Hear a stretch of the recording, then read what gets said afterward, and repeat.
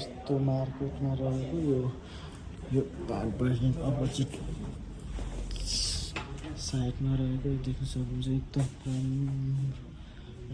फर्निचरहरू मात्रै बिक्रीमा हो। यो चाहिँ तपाईँ आफै देख्छ त कपडाहरू चाहिँ छैन बिक्रीमा र यसको फर्निचर मात्रै यो सामानहरू भयो।